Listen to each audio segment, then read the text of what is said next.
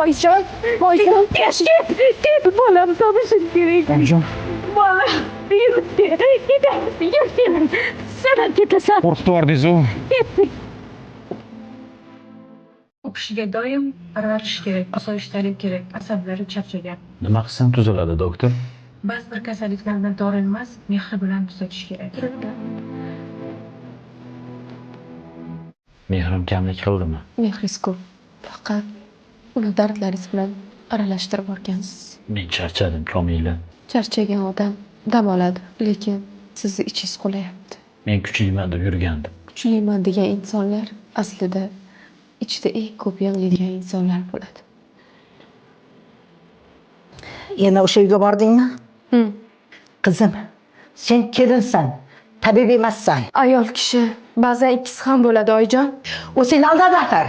Ha, aldadi. Lekin ba'zi bir erkaklar yolg'onni yomonlikdan emas, ular qo'rquvdan gapiradi.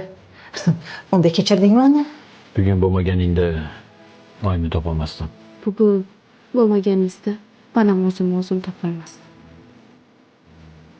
Komila, uyga qaytgin. Qaysi uyga? Meni yonimga. Yoningizga qaytish oson, lekin oldingi Komila qaytmaydi. Menga oldingi Komila kerak emas. Menga hozirgi dard ko'rgan kuchli Komila kerak.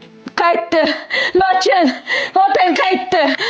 Otang, Nima deyapsiz?